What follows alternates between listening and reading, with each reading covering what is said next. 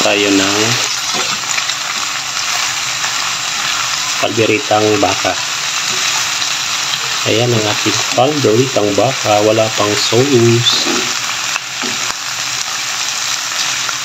Imikos-mikos muna natin ang ating kalderitang baka.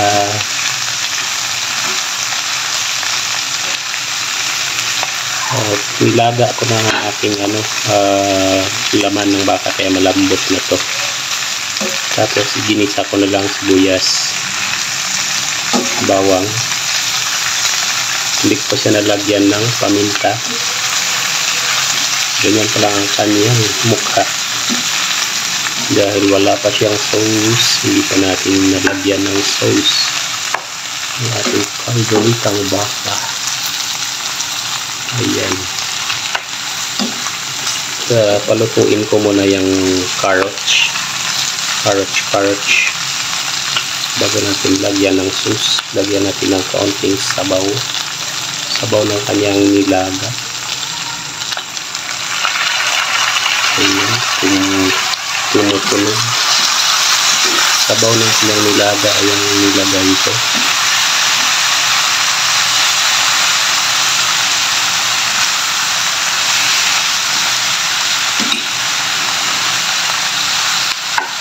At magkalderitang baka tayo dahil hindi naman ito malangsa.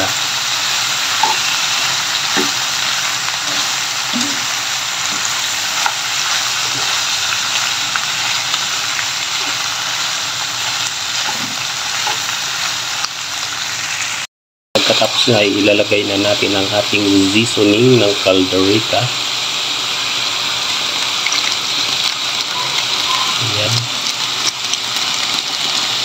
Ating kalderita, kanyang seasoning. Lagyan natin ang kanyang sabaw.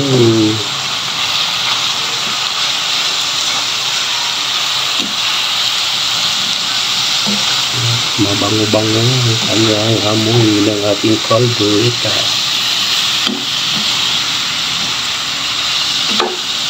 So, ayan na siya ang finished product natin ng ating kalderita.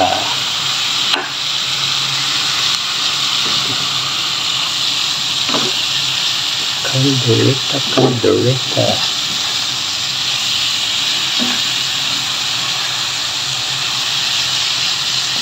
Kalderitang baka tayo.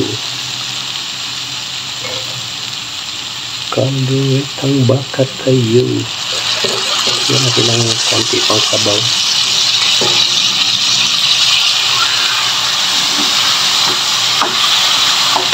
Sinahan natin ang apoy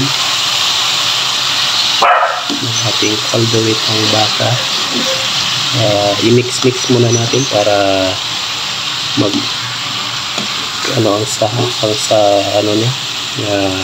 seasoning, maghalo-halo ba, halo-halo ang kanyang seasoning ng ating kalderita.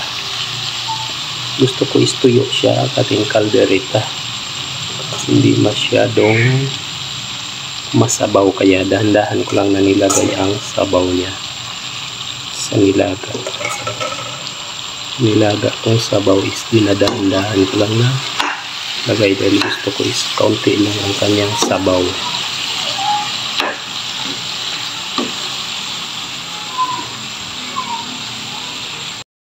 At ito na nga ang finished product natin ng ating kalderita. Yummy kalderita. Tikman nga natin ang ating yummy kalderita. Tikman natin kung masarap.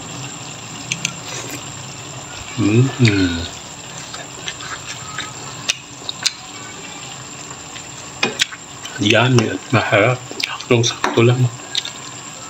Okay. Let's kainan na. Thank you so much. Kainan na tayo. Maraming salamat sa inyong pagpanood sa aking reseping kalderitang baka.